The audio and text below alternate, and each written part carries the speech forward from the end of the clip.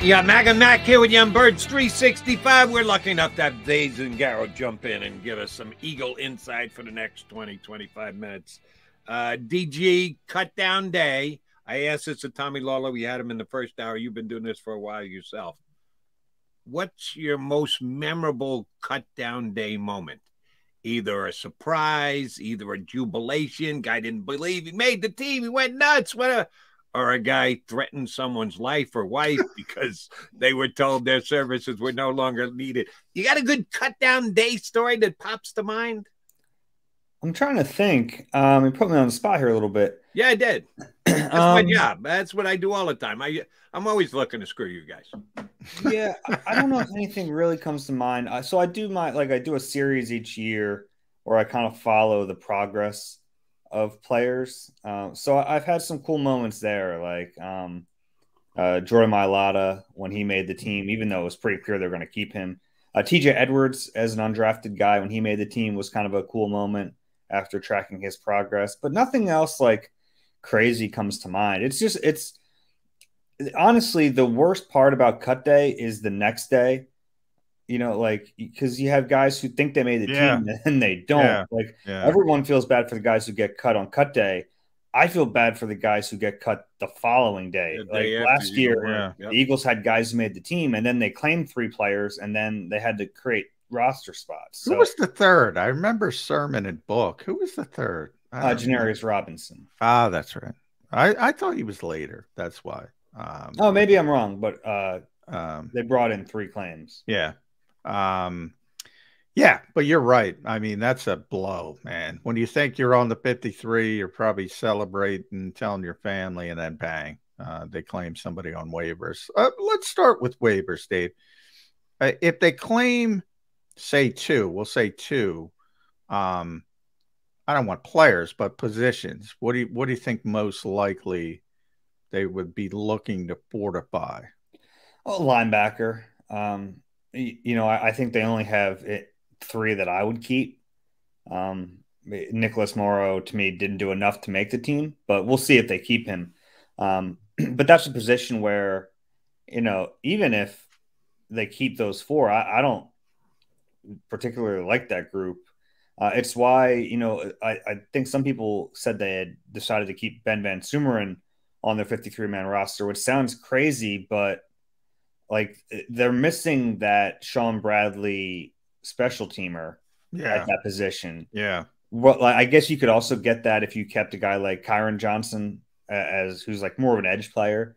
But I think they're missing that type of player at linebacker. And then obviously punter is something we'll be kind of scanning a little bit here to see if there's a possible upgrade out there. Yeah, the whole punting competition never materialized this offseason, although I did see Ty Zentner. I texted Johnny Mack. I didn't even realize he got picked up by another team, and then I heard his name. I had the NFL Network. I'm doing a show on CBS, and he's punting on Saturday night. I'm going, oh, shoot, I didn't even know he got a job. Well, the crazy thing is he got a job because Cameron Johnson, Cam, the former Eagles punter, got hurt. Yeah. Cam will be back. Ty won't be there for long. Don't worry about it. That's what John said to me. So he's a placeholder till Cam Johnson comes back. He informed me. I was just shocked. I didn't see him on the waiver wire that he got picked up. What kind of % chance would you put out there that a punter is going to shake loose? The Eagles are going to go, yeah, well, he's better than Aaron Siposs. We got to make this move here. We got to put a claim in. Give me a percentage chance of something like that could happen. Yeah, I think it's more likely that Siposs is going to be the guy. And whether that's right or wrong, you know, I think Siposs has been okay at moments, and then we've seen some bad moments from him. But I think they trust him a little bit. I think they like him in the field goal operation, which holder, big thing, man. It is. Look, I mean, like Jake Elliott is one of the best kickers in the league, and if not that he couldn't feel comfortable with another holder, but that was a part of this, like when we did think we're going to have a punter competition. That's something I tried to watch really closely, was to see Siposs versus Zentner as the holder. And even though I didn't think Zentner did anything wrong, the one miss from Elliott we saw was a hold. It was a good hold too. And it's often a mental thing with the kickers. Like trust. Kickers have that element to them. So I think the Eagles will be cognizant of that. I don't think that's like the only reason like, oh, he's a good holder, you got to keep him around. But no, I think that factors into it. I'd go like 23%. I like it. I'd say 70-30. So you're a little bit lower than me, but I do think the holding thing, and for the second reason, Dave, they're banging through 59-yarders with ease. I don't know if you want to mess with that, considering the fact that the Eagles are going to be the team that probably punts the least because their offense is really good. And every time they're plus 50 and it's fourth and manageable, they're going to go for it for the vast majority of the time. So I don't know how much punter means to this team versus some other teams. And they trust Aaron Cepas. I would add that. And the last thing, because I want your thought on this, I think they did a disservice. They made a mistake letting them punt in the Super Bowl. I think it should have been Brett Kern. He hadn't punted in 7-8 weeks, whatever it was. I think it was rusty. I don't think he's that bad as that punt in that Super Bowl. I kind of agree, but Brett Kern kind of forced their hand too. I was going to say it wasn't good, but we've all forgotten how bad Brett Kern was. I have not forgotten he was terrible, but he's been punting since the beginning of time. He's Methuselah. He's not going to punt it the wrong direction. It might be 38 yards because he's got nothing left, but he's going to punt it where he's supposed to punt it. That's what I think of Brett Kern. Yeah, in hindsight, maybe at the time I was like, get anyone other than Brett Kern to punt this football. That's the way I looked at it too. Yeah. All right, Dave, I was watching this morning, you and Rube chopping it up on NBC Sports Philly, and you certainly talked about the safety position, where we still don't know who the other safety is going to be across from Reed Blankenship. We don't know if the Eagles are going to keep 5 safeties as compared to 4. Is Kayvon Wallace's tenure as an Eagle sitting in abeyance? Here's the one that'll shake out. Well, first of all, we'll find out who's here, who's not. Then we'll find out who's starting and who's not. And then we'll find out who's going to play when, where, how, and why. Because last year, Jonathan Gannon trotted out 2 safeties. That was it. Except for when CJGJ was hurt and Blankenship got a chance. There was no situational substitutions at the safety position. Do you think the new defense coordinator does it differently if these guys are all that close that we don't know who's A, making the team, or B, starting 2 weeks away from game number 1? Does that signify to you that there will be more than just 2 safeties who play this year if they both stay healthy? Well, I think there will be more than 2 safeties who play, but I don't think that'll come in some sort of like rotation at the position across from Reed. I think they're going to run some 3 safety looks, some big nickel where you have like if Edmonds is on the team, we saw him play a lot of linebacker in training camp, and I look at that linebacker situation, and Zach Cunningham has settled it a little bit in my mind, but yeah, I think there are going to be some moments where that might be the best option they have, is to kind of put one of those safeties in the box and let them play that way. But look, I think eventually Sidney Brown is going to be a starter. It's just a matter of when to me, and when they're going to do it. In a way, it's like I'd be tempted to just pull the Band-Aid off now and kind of live with the ups and downs. And I understand why they might not do that, because there are going to be ups and downs with his play style. But if he's the guy eventually, I feel like, what are we doing wasting our time with Justin Evans? Like, to me, I would rip the Band-Aid off. I get him those reps now because I think long-term he's still their best option. But I got to tell you, watching Justin Evans get all these first-team reps down the stretch, it's weird, Dave. It was something I didn't really see coming, and it's not a good sign. Like, no, I know they said that it's like it was part of the plan. I'm calling baloney on that. You didn't think we're going to get 3-4 weeks in the training camp, and then let's try this former second-round pick who's been a special teamer in his career. Like, they didn't think that was going to happen. So that gives me pause a little bit. I think they probably are leaning toward Justin Evans at this point, but I would rip the Band-Aid off and play Sidney Brown. Yeah, I was the one who asked that question, Dave, and I wanted to raise my hand and say shenanigans. I mean, 13 days in, this is the plan. We're on day 13. We're going to take a look at Justin Evans with the first team. It was an absurd sort of spin on things, and uncertainty's never good. I'm with you at that particular position. I would add to the your Sidney Brown point. On paper, the easiest part of the schedule is early. Why not get the hiccups out of the way early? You can probably afford a mistake or two and beat some of those teams early on the schedule. And I think it starts week 6. It's Aaron Rodgers. Imagine if you start Justin Evans and you say, all right, it's not working out. And then you're throwing Sidney Brown in week 6 against Aaron. I mean, they threw in Reed Blankenship against Aaron Rodgers. That's true. That's true. But Aaron's motivated to prove the Packers wrong. I wouldn't like that plan. But it seems like that could be what happens here. Yeah. All right, Dave, I'm going to ask you this question as if you're on the witness stand. I already pimped you once. I might as well do it again. And if I thought you had notes, I would allow you to refer to your notes if you had them handy, just sitting there right next to you. How well did Kaiser White play in preseason last year? Practice, joint practice, exhibition games, whatever. You got any memory of how well Kaiser White played? Yeah, I thought he looked pretty good last summer. I thought he earned his role during training camp and during the preseason.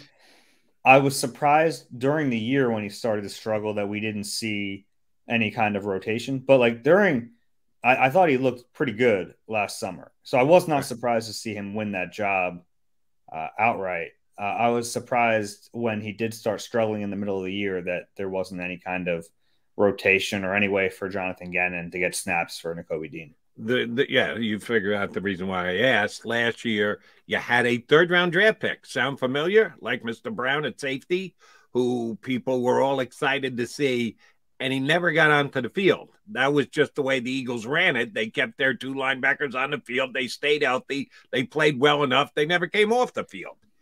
Could that happen at safety? That we're all looking at Brown and know he's got a burst that the other guys don't have, but the Eagles do value veterans and guys who have been there and done that, or at least they did the first 2 years of Nick Sirianni's coaching here in town. Do you think that's a possibility again? And Brown just gets the delayed startup cost that they don't want to put a rookie out there and have to go through that. Possibly. Yeah. I mean, it's possible, but I think they would probably pull the trigger a little quicker on Sidney because, like I mentioned, Kaiser had a pretty good summer last year.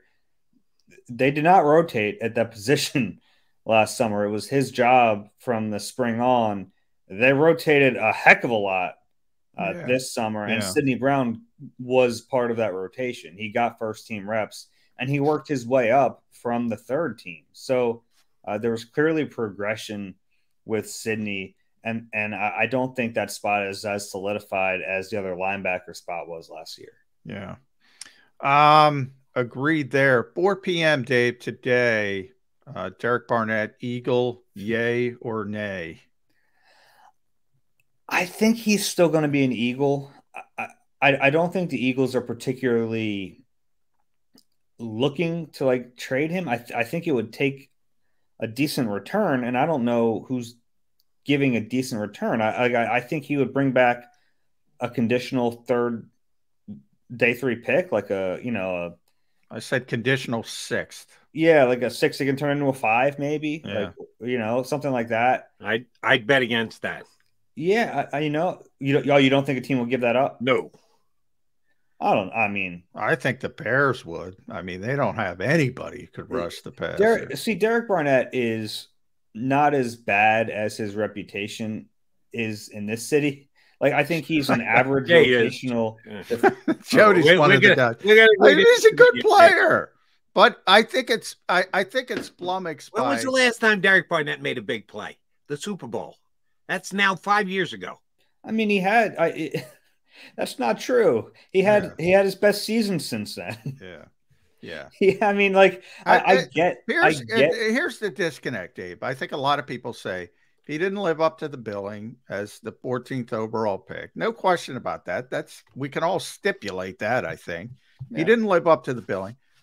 But if he were a third or fourth round pick, you'd say, oh, that's a pretty good rotational player. At some point, you got to move on. It works both ways. Jody and I talk about it. TJ Edwards, you brought up TJ. At some point, you got to say, well, he went as undrafted, but he's just a darn good football player. Same thing with the other guy. Well, maybe he didn't live up to the hype. Maybe he got overdrafted, but that doesn't make him a terrible football player. He's a good, solid, rotational end, but that's not what you want with the 14th pick in the draft. So I see both sides, but he's not terrible. He's not terrible. Here's where I guess we'll part ways. And I agree with you on the whole, you are tied to your draft status for your entire life. After you've been in the league for a while, you are what you are. You are what production you put onto the field. And I think that that's both unfair and foolish to do it. Oh, my God, he was such a low pick and he became so good. He was such a high pick and he was such a disappointment. At some point, you do need to move on. But the other thing that is always a legitimate reason to question a guy is salary. And if you're a first-round pick, your salary stays till it ends, and it gets higher and higher and higher each year. And Howie Roseman re-signed him to another contract with dead cap money attached to it going forward for years to come. Yeah, that does count. That does matter. He wasn't a fourth-round pick who's playing for the league minimum. He's a guy who's been making good coin all along, and he just doesn't put up any stats. Yeah. I mean, that doesn't. You guys don't agree. That's fine. Yeah, but his salary doesn't change the fact that he's been like an average rotational defensive end. Yeah. Yeah. To me, I mean, like if you what does an average rotational defensive end usually make? I'm not talking about his salary. Yeah. I am. And I think that's a very fair way to judge a guy. You don't think it's fair to judge a guy by his salary in a cap league? Jody, I'm a guest. Let me finish. If you're talking about the player, I understand you're saying salary has an effect, but we're talking about the player on the field. He's an average player. I'm not saying he's good. I'm saying he hasn't lived up to his draft status. Maybe he hasn't lived up to his salary. He's an average player. I'm not saying he's good. He's an NFL player. Yeah. What are we talking about? It doesn't make any sense. Yeah. He's I don't want to be the Derek Barnett guy. Like, how do I become the Derek Barnett guy? I feel the same way. I don't want to be the Derek Barnett guy. But then you hear about, we just got a chance. I don't know if you were in on it that day when Wash talked, but there's such a disconnect about the organization, what they feel about Derek Barnett as a player, and what the fan base and Jody is in that category, not fan, but just doesn't think he's terrible. And I think it's all related to the fact that he's the 14th overall pick and he broke Reggie White's sack records and he didn't live up to the billing. I think some of it's frustration too with his personal fouls, which is legitimate. Well, yeah, that part. And Nick Sirianni, by the way, Nick Sirianni has admitted when he got caught saying it's always him. You know, that was one of his mistakes. That was the same Dallas game where he beat Dallas. He said, hey, he was a young goofball coach then. He didn't know what he was doing, learning on the job. He still gets too emotional probably at times. But, yeah, I mean, and we'll move on from Derek because it's such he hasn't lived up to the billing, but he's an NFL player. I think Dave's description is right on. But here's where I'll say the Eagles might want to press pause for this reason, Dave. I'm starting to get concerned about Nolan Smith. We're 5 straight practices. He kind of mentioned the shoulder's an issue. It was before it was an issue. Are you concerned all about Nolan Smith long term? It's something to think about. He's missed 5 practices now, 12 days now since he's played. He got hurt in that the second preseason game. He missed the third preseason game. Yeah, a little concerned because we talked to him after the second preseason game, and if you go back and listen to that interview, I kept asking him about it because it didn't make sense to me. He said it was precautionary and it was like a stinger. They rubbed some icy hot on it. But then he admitted that it was connected to the pec, the Doug surgery Peterson. for the pec. And I was like, was it scar tissue? I was like, yeah, you could say that. And then he said something about, his shoulders, his baby. Sometimes it works, sometimes it doesn't. Yeah, that was the one that concerned me. Yeah, look, I don't want to sound any alarms, but like I think it's worth noting, and it's certainly worth a question or two to Nick Sirianni, which we haven't had the opportunity to get in front of him in a while. Yeah. But yeah, it's something to think about, and especially when you're talking about, should they trade Derek Barnett? We don't know Nolan Smith's status. Hassan Reddick is going to play, but that's not easy. Yeah. He uses his hands as an edge player. So yeah, I think those are things to think about.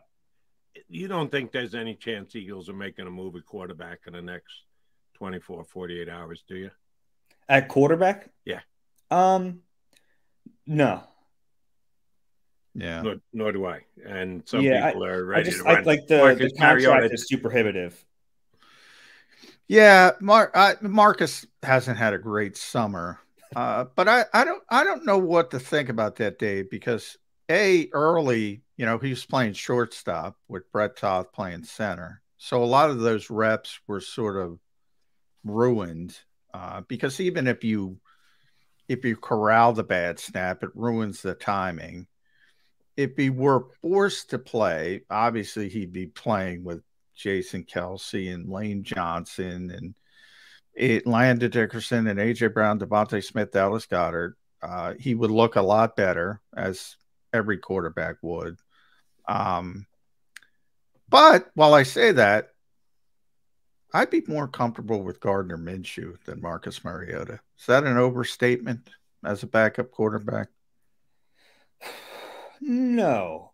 But I don't think it's like I think they're like, you can expect Mariota to look better in a regular season game. And part of the reason is what you said about the guys around him. And the other part, for better or worse, is that his play style, I mean, they clearly told him after that first preseason game, stay in the pocket, dude. Don't get hurt in the preseason, because he was running around like a madman in the first one. And that's his play style. He's going to do that if he ever has to play, which is like, that can help him be more effective, but it also, we've seen him get injured in his career too. So it makes me rethink the whole thought process of having a similar play style to Jalen as the backup. It might just make more sense to have a guy you can just trust to get rid of the football quickly. And they might have Tanner McKee. Tanner. Yeah, baby. But and the other thing with Tanner is like, yes, he looked very good in the preseason. Excited about Tanner. Think there's a future there. It's vanilla defense. Yes. In the preseason. If there's a rookie quarterback out there at any point in the regular season, defensive coordinators are gonna get excited about this, and they're gonna disguise a bunch of coverages. They're gonna throw a bunch of blitzes, and he obviously didn't see that in the preseason. Yeah. All right, you guys are out there every single day, practice, joint practice. We all get to see the preseason games on TV. Dave, who do you have a better feeling about, that you feel good that you are pretty well equipped to be able to lay out ahead of time what they're going to do come opening game against the Patriots? The new offensive coordinator, the new defensive coordinator? Who do you think you've learned more about and how they're going to do their job week one via the preseason, which is just different than a regular season game? Who do you think you got a better grasp on, your DC or your OC? Yeah, it's tricky because they're not like, it's not apples to apples here, because offensively it's not his scheme. I guess in a way Desai, because I've seen, I had to learn more about him and this defense. I honestly haven't learned a ton about the scheme other than his willingness to try some different things. And I like that. I like seeing the Bradbury reps in the slot. I like seeing some free safety looks. I like seeing some A-gap blitzes from Nolan Smith. Like, I like seeing some of those things. I don't know how much I'll use them, but I think that there's some creativity with the defensive coordinator.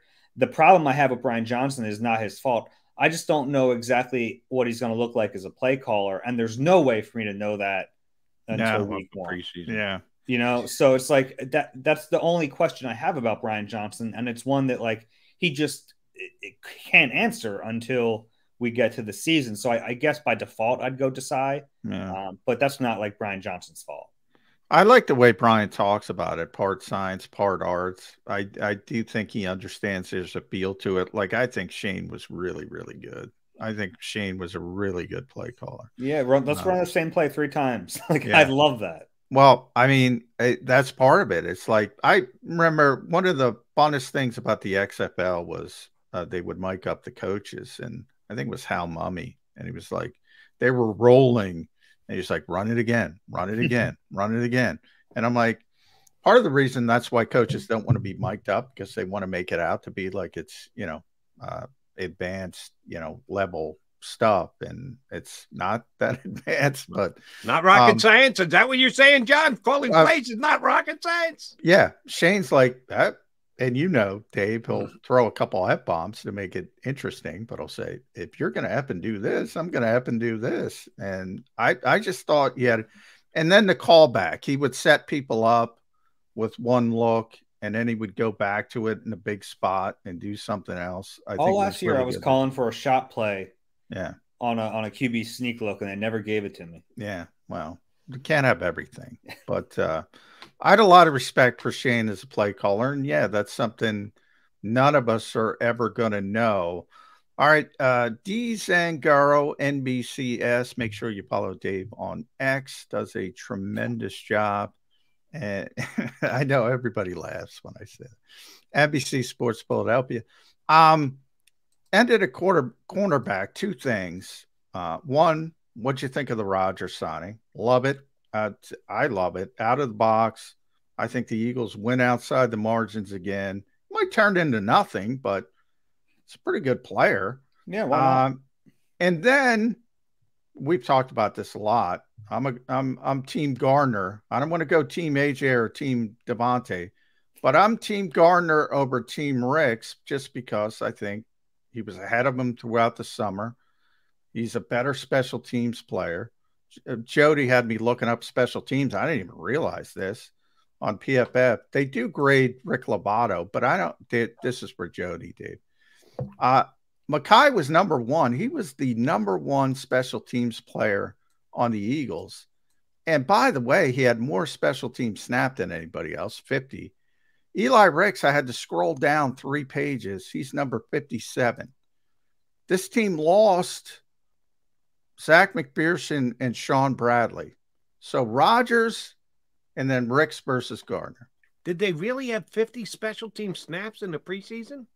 Mackay did. He was a I'm not talking about Mackay. I'm talking about just the Eagles in general. Yeah.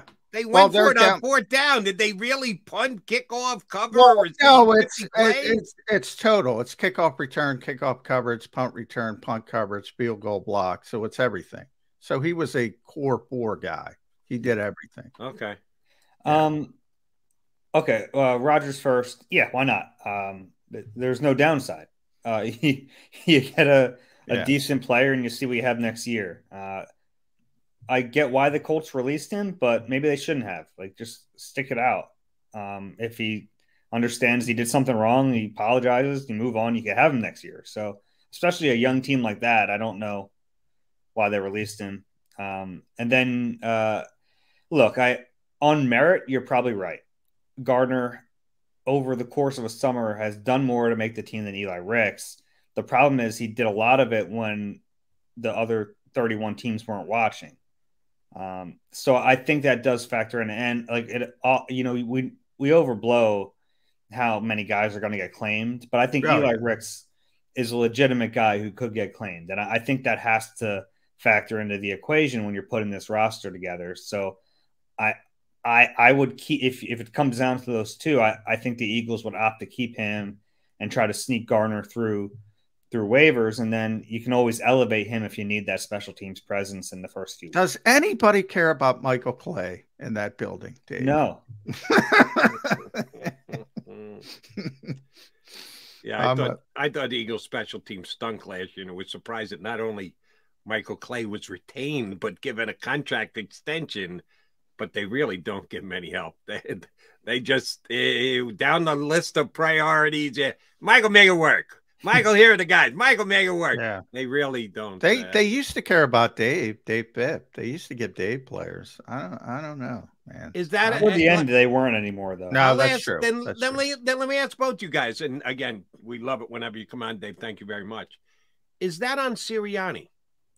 That he doesn't go to bat for his special teams coach with Howie, who is the creator of all roster spots, that, hey, you got to take care of my guy. You're hanging my special teams guy out to dry with all these moves. Is that on the coach that he's got to fight a little bit more for his guy, Michael Clay, if we all agree that he's not being given the most bullets to play special teams with? Maybe a little shared blame, but I go back to the end of the Dave Fipp era, still under Doug Peterson, and we were starting to see that. Like, yeah, Raymonds were gone, Maragoses, and like all those guys were gone. So I think it predates Sirianni getting here. That's a good point.